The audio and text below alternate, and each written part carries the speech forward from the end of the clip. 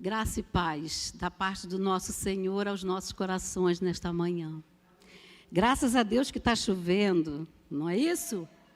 Nós temos que nos alegrar pela chuva porque está muito quente. Na Bolívia também estava muito quente, 47, 45, a gente não aguentava sair do hotel. Meu marido perguntou, você conheceu a capital? Eu falei, como? O cabelo ficava assim, o vento, levantava a roupa. Não, fica sentadinha aí, fica deitadinha. Mas, graças a Deus, Deus nos abençoou nessa viagem, porque Deus falou aos nossos corações. Apesar de algumas lutas ali, por 2 países que não permitiram que as irmãs inscritas fossem liberadas para o evento cristão. Cuba e Guatemala. Não permitiram que as irmãs participassem. Você pode ir para turismo, mas não para participar de eventos cristãos. Olha que privilégio que nós temos. E elas não foram. Mas nós oramos por ela, para que essas barreiras possam cair em nome de Jesus. O tema do Congresso da UFUBAL e também a comemoração dos 70 anos da UFUBAL, que UFUBAL quer dizer União Feminina Bautista da América Latina, mas pela graça de Deus, alguns países, alguns estados, alguns países de outros continentes estão querendo participar da UFUBAL, em nome de Jesus. Em 2025, nós teremos a Aliança Batista Feminina na Austrália. 2025, julho. E o próximo UFUBAL será na Costa Rica. Quem quiser já começar a economizar, fazer a sua poupança para estar ali, é uma bênção, você é muito abençoada. Essa revista, quem quiser depois dar uma olhada, ela está em espanhol e em português, e eu posso emprestar para os irmãos. Quero agradecer também as inúmeras mensagens que eu recebi. Todo ano eu chego aqui e agradeço que cada ano aumenta mais a minha legião de amigos. Pastor, já posso ser candidata a deputada, porque eu vou ganhar, porque é muita gente. Eu tive que meia-noite desligar o telefone, porque é pucu, pucu, pucu, pucu, pucu. Oh, Jesus, misericórdia. Louvado seja o nome do Senhor. Amém. E eu espero um dia poder retribuir a todos com agradecimento e oração pelas vidas, por vocês, por suas famílias. Irmãos, nós vamos meditar nesta manhã na palavra do Senhor sobre a sua identidade e a sua essência. Tem impactado alguém? O tema do nosso congresso ali na UFUBAL foi essência e impacto. Essência e impacto. E nesta manhã nós vamos refletir sobre a nossa identidade, sobre a nossa essência, e se elas estão impactando alguém. Vamos também meditar o que o Senhor, o que Deus pensa sobre nossa identidade. E descobrir o que Ele deseja sentir quando Ele olha para nós. Como temos impactado a vida de outras pessoas? O que dizem os outros sobre a sua essência? Sobre a sua identidade? Como ela está? Ela está perfumada? Ela está cheirando bem? Ou ela está apodrecida? Ou a sua identidade está manchada, velha, antiga? Na volta de Bolívia para cá, sentou-se ao meu lado um boliviano, e ele conversando comigo, e eu dava para conversar e entender o que ele falando, e ele também me entendia, e ele veio trocar a sua identidade aqui em São Paulo, desceu em Guarulhos, porque aí ele me mostrou a identidade dele, era de um garotinho a foto, e ele já é um senhor hoje. Então, as autoridades da Bolívia estavam pedindo para ele trocar a identidade dele. Mas não é essa a identidade que nós vamos falar, é da sua identidade divina. A sua identidade pode molhar, sua identidade da lei, você tem que ter uma identidade, é uma identidade que pode molhar, estragar, perder, cair no chão, você não vê, mas a sua identidade divina, você tem que carregar ela dentro do seu coração, dentro da sua mente. E você tem que fazer tudo para não perdê-la. Qual é a sua identidade? Irmãos, a sua identidade determina quem você é, quem eu sou. É o que envolve muitos aspectos da nossa vida, da nossa forma de agir, da nossa forma de ser, dos nossos pensamentos, dos nossos gestos, das nossas atitudes nesta vida. Então, irmãos, ter a certeza dela é fundamental para não perder o foco da nossa caminhada aqui nesta terra. Quem eu sou?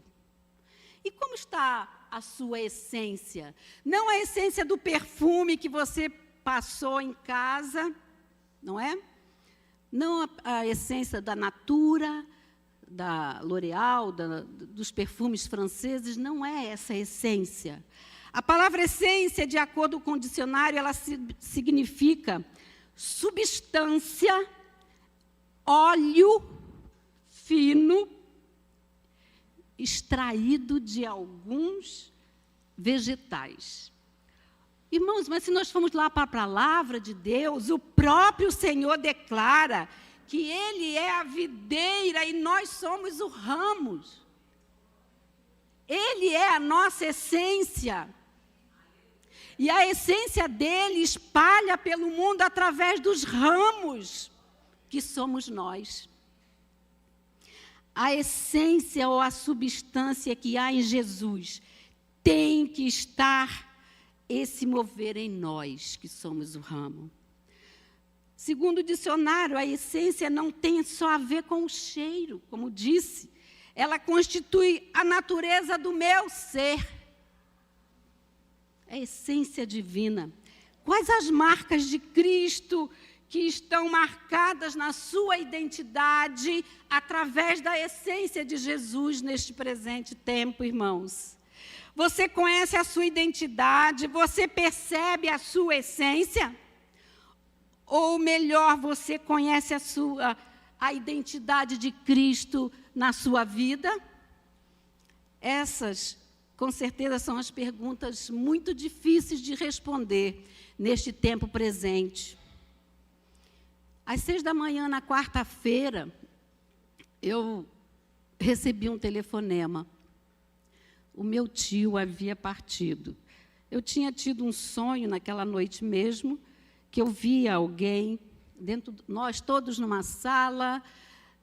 Eu cheguei no aeroporto de Guarulhos e mandei uma mensagem para minha tia: como está titio, como está você, como estão os meninos? Ela disse: do mesmo jeito.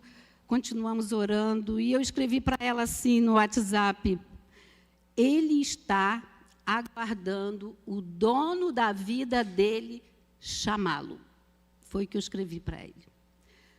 Cheguei em casa meia-noite, caiu um temporal, né? Avião com muita turbulência. Tomei banho e fui dormir. Às 3h, o Senhor o recolheu. Às 6h eu recebi o telefonema. Titio partiu. Diante das mensagens, irmãos, que eu ouvi lá no congresso, dos estudos bíblicos que participei, eu fiquei pensando quanto meus avós ensinaram os 7 filhos, e esses filhos ensinaram aos mais de 60 netos do vovô, da vovó, e esses netos geraram mais de 23 bisnetos. E todos eles, hoje, da parte do meu pai, eles servem ao Senhor. Eles têm a essência que vovô e vovó ensinaram para eles, para os filhos. eles têm a identidade de Cristo. E eu louvei ao Senhor, agradeci ao Senhor pela família que Ele me deu. Uma família com imperfeições, problemas, dificuldades, com atitudes nobres, uma família imperfeita, muitos ignorantes de cultura, mas uma família que há 4 gerações, elas buscam viver a identidade e a essência que foi impressa no seu coração. E eu só pude louvar a Deus. Também, antes de ontem, mais um membro da família foi embora. Era para eu não estar aqui, né? Era para eu. O sogro da minha irmã partiu. 102 anos. Eu também louvei a Deus pela vida do seu Manuel. Eu louvei a Deus. Pessoas de fé, pessoas que estão caminhando, que caminharam, estão caminhando até onde Deus está permitindo. Sofrem dores, saudades, tristeza pela separação, mas, irmãos, as mensagens pelo grupo de WhatsApp, elas são unânimes. Um dia nós nos veremos na glória. Irmãos, é isso que nos alegra. Então, por que eu não estaria aqui? Vou dar uma desculpa. Não vou conseguir pregar. Mas nesta manhã, eu quero dizer que você foi criado à imagem e semelhança de Deus.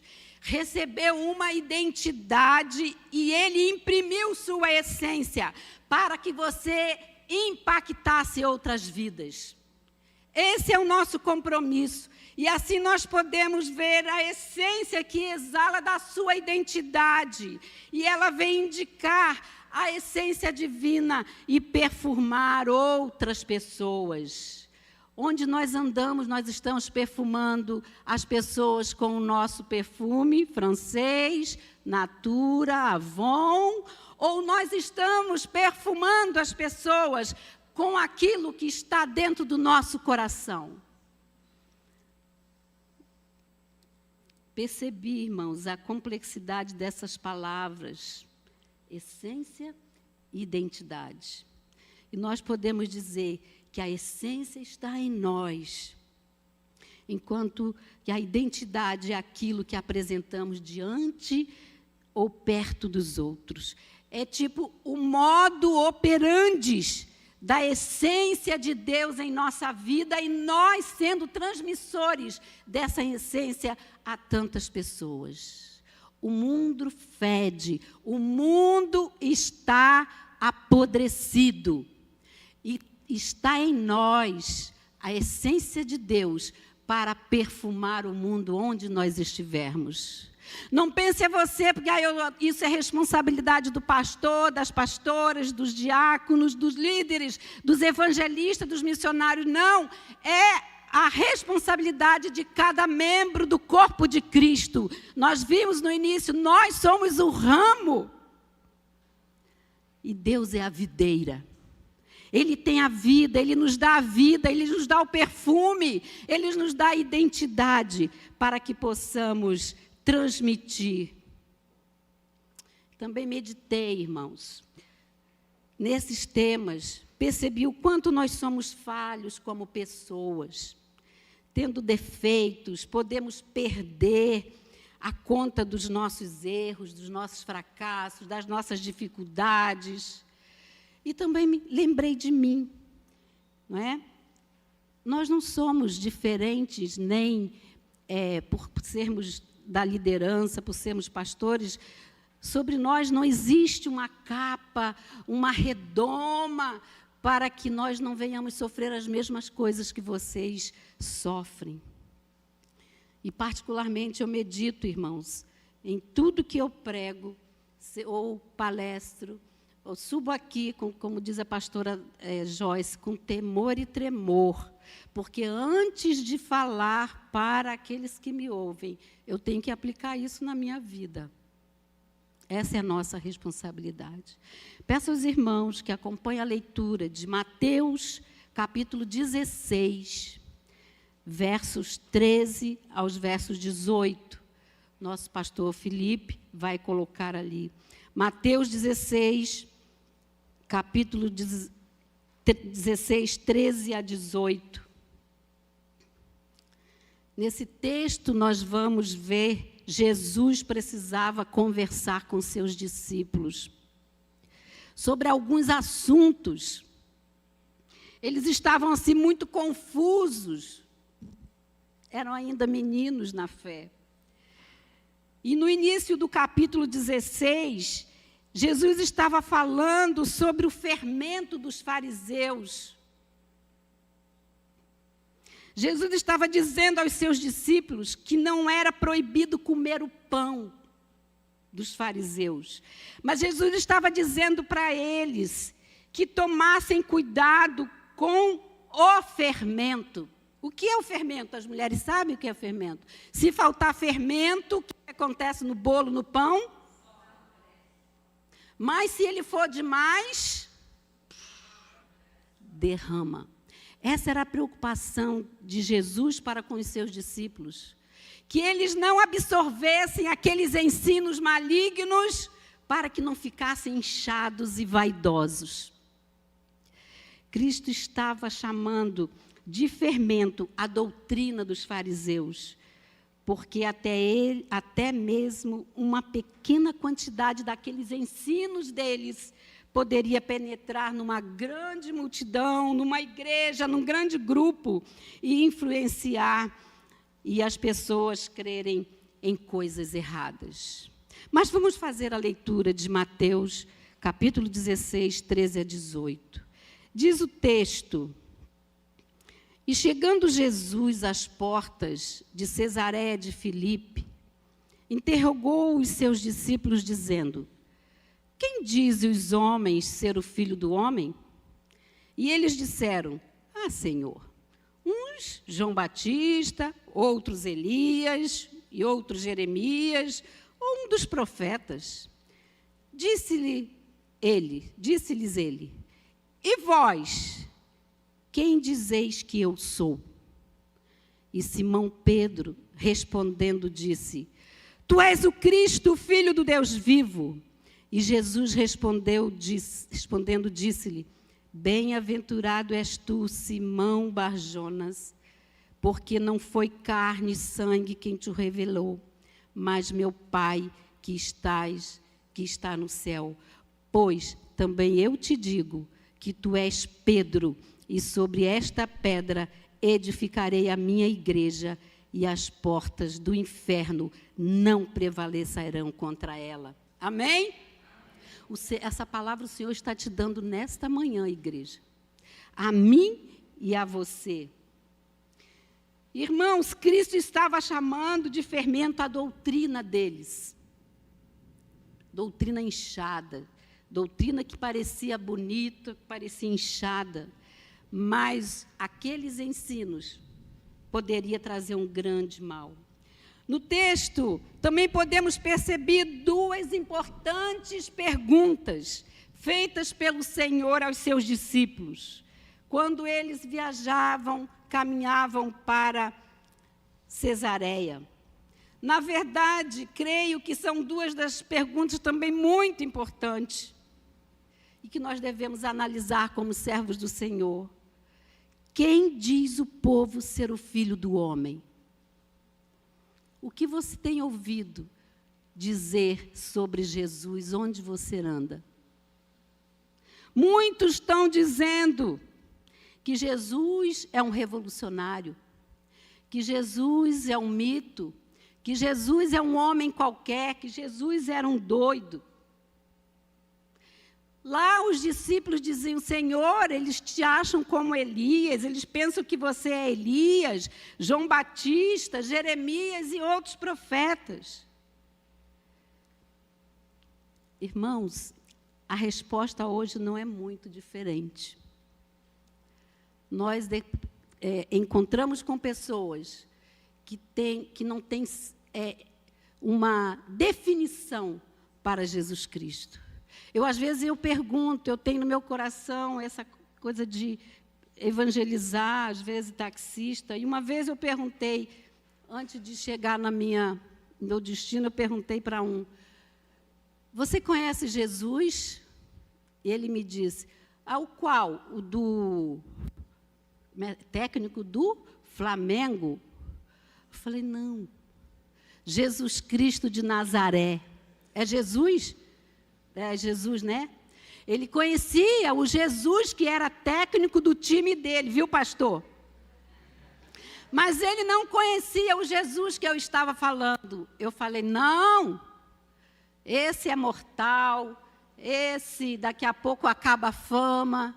Mas o Jesus que eu estou falando é o Jesus que morreu por você na cruz do Calvário e pode te remir de todos os seus pecados. E ele falou: ah, sim, a senhora tem razão. Eu vou pensar nisso. Eu falei: pense mesmo. Esqueça um pouquinho esse Jesus aí que você conhece e comece a se interessar por esse Jesus que eu estou lhe apresentando. Eles disseram, uns dizem João Batista. Eles não conheciam. Imagina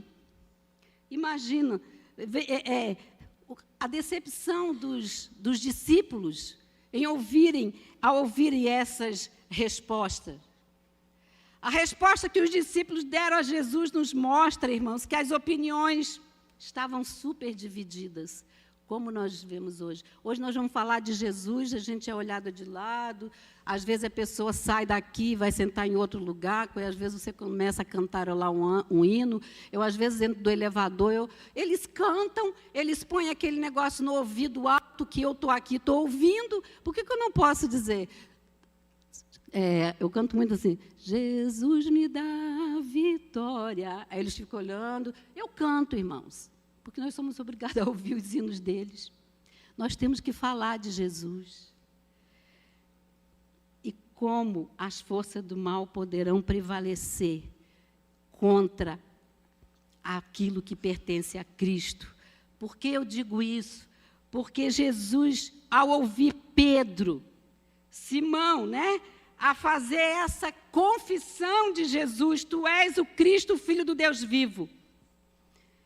Jesus disse para ele: sobre esta palavra edificarei a minha igreja.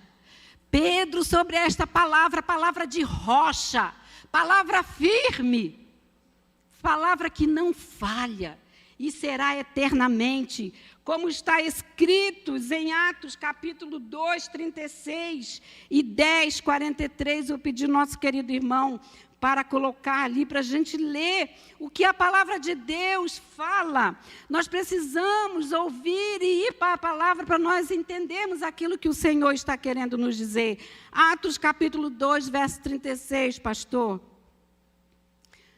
E o Senhor honra aquele discípulo, honra as palavras de Pedro, dizendo: saiba, pois, com certeza, toda a casa de Israel, que a esse Jesus, a quem vos crucificaste, Deus o fez Senhor e Cristo. Este é o nosso Senhor. Este que Pedro disse: Senhor, tu és o Cristo, o Filho do Deus vivo. Que coragem ele teve. Ainda Atos 10, 43, está também confirmando esta palavra, que diz assim: a este dão testemunho todos os profetas, de que todos os que nele creem receberão o perdão dos pecados pelo seu nome. Nome de quem? Meu? Nome dos membros da igreja de Laranjeira? Não, pelo nome de Jesus, o Cristo, o Filho do Deus vivo. Vamos ver o que Paulo falou aos filipenses sobre esse Jesus. Paulo disse que Jesus era o maior exemplo de alguém que teve a sua identidade sustentada e perfumou com a sua essência em seu relacionamento com o Pai, caminhou integralmente dentro desses propósitos de Deus para com ele. E através de Jesus Cristo, nós podemos caminhar com a identidade de Jesus, com a essência de Jesus, ainda que este mundo esteja tão perdido, irmãos. Coloca, pastor Felipe, Filipenses 2, 5, 11. De sorte que haja em vós, vamos ler todos? De sorte que haja em vós o mesmo sentimento, sendo de Deus, não teve por usurpação ser igual a Deus.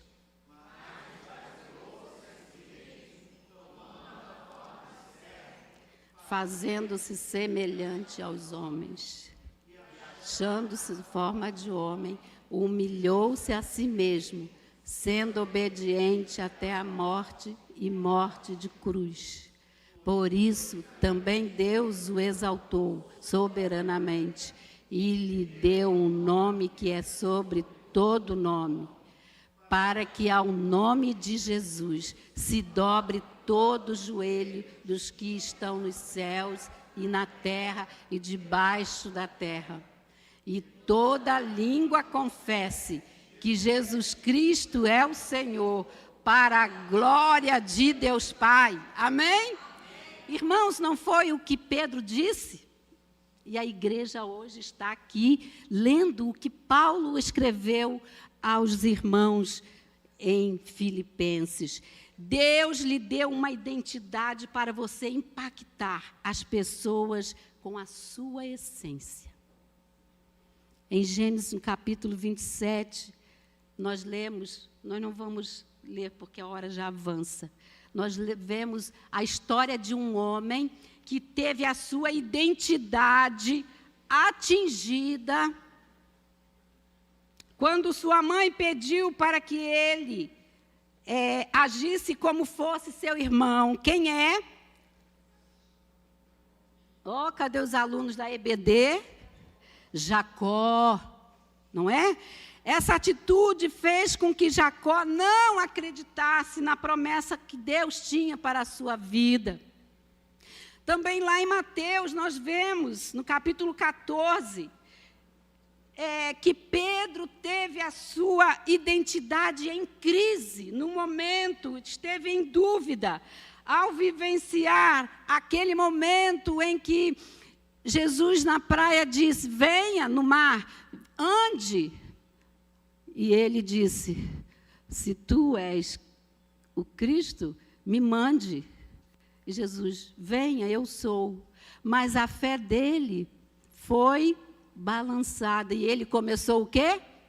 A afundar. Há muitos que a identidade está balançada. Há muitos, a essência não está perfumando dentro dos critérios da Bíblia. Durante as crises de identidade, irmãos, que podemos passar, precisamos ter bastante cuidado e atenção para nós não desenvolvermos uma visão distorcida de quem nós somos realmente. Quem nós somos? Nós somos os salvos remidos por Jesus, por aquele Jesus em que Pedro anunciou, tu és o Cristo, Filho do Deus vivo. Mas quando Jesus fez essa pergunta aos discípulos, Pedro não se importou, irmãos, com aquilo que havia acontecido com ele antes, não é? Pedro respondeu apressadamente, tu és o Cristo. Então hoje você pode responder, quem é Jesus para você? Quem é Jesus para você? É um símbolo que você coloca na parede ou dentro de um livro para te trazer proteção, para que você faça sinais, para que você se dobre o joelho, ou é o Jesus Cristo que derramou o seu sangue na cruz do Calvário para te libertar? Qual é o Cristo que você conhece? Quem é Jesus para você? Nós podemos dizer, o meu Cristo é o Cristo, Filho do Deus vivo que redimiu. Irmãos, agora, nós ouvimos Pedro falar, quem era Jesus? Quem era Jesus? Agora eu pergunto, que dizem os homens sobre você? Quem dizem os homens sobre mim, sobre a pastora Roseli? Dizem o que de vocês? Um profissional competente? Um empresário bem-sucedido? Um bom pai, uma boa mãe? Ou uns péssimos pais? Empresário falido? Uma bela pessoa, inteligente, ativo. Ih, fulano é preguiçoso, pessimista, gosta de dormir muito. O que dizem? Ou você vai ouvir, aquela pessoa, aquela vida ali, é um crente fervoroso, é um servo do Deus vivo. É isso que Deus está esperando ouvir do mundo a respeito de nós. Como está a nossa identidade? Muitas pessoas vivem hoje uma vida, irmãos, que ela ouviu de alguém que um dia ela iria viver. Um dia você vai ser um grande doutor. Você um dia vai casar com um homem rico. Você um dia vai ter muitos bens. Coisas passadas. E as pessoas guardam isso na sua vida. E quando essas coisas não acontecem, elas se frustram. Elas se deitam, elas se encolhem, porque acham que foi abandonada pelo Senhor. Agora, eu tenho, de experiência, uma promessa que o Senhor fez na minha vida. Um dia eu já contei isso aqui, eu era professora dos jovens na igreja, Assembleia de Deus, eu tinha 17 anos, 18, tinha acabado de concluir o meu 2º grau, e eu precisava ir para outra classe, e vir para o Rio de Janeiro para estudar, e eu pedi uma irmã para orar por mim. E ela disse, e Deus usou aquela irmã, e nós começamos a orar. E nós começamos a cantar hinos de louvor, hinos espirituais. E aquela irmã que já dorme no Senhor, ela disse, eis que eu te levarei a países de línguas estranhas que você nunca pensou. E essa promessa tem sido cumprida na minha vida. Eu acredito, irmãos, que Deus fala através dos seus profetas do século XX, do século XXI e de todos os tempos. Nós acreditamos em Ezequiel hoje de manhã aqui, que nós não vimos a vida dele presencialmente, porque nós não vamos acreditar nas pessoas que nós conhecemos, que nós andamos juntos. O Senhor continua sendo o mesmo. Quem dizem os homens sobre você? Muitas pessoas, irmãos, estão frustradas porque aquilo que disseram para ela não se cumpriu, só que essas pessoas falaram da sua boca, não foi Deus que falou por intermédio de alguém. Lá em Números, capítulo 13, apenas 2 versos nós vamos ler. Pastor, coloca, por favor, Números, capítulo 13, 32, 33. Nós vemos ali um ponto ali que muito importante no ministério de Moisés. Quando ele enviou 12 espias para explorar a terra de Canaã, espiar, e relatar o que havia ali, que havia naquela terra. Vamos ver, vamos ler todos. E infamaram a terra que tinham espiado, dizendo aos filhos de Israel, a terra pela qual passamos a espiá-la é terra que consome os seus moradores, e todo o povo que vimos nela são homens de grande estatura. 33. Também vimos ali filhos de Enaque, descendentes dos gigantes, e éramos aos nossos olhos como... E assim também éramos aos seus olhos. 10 espias, foram 12, 10 espias vieram com esse relatório.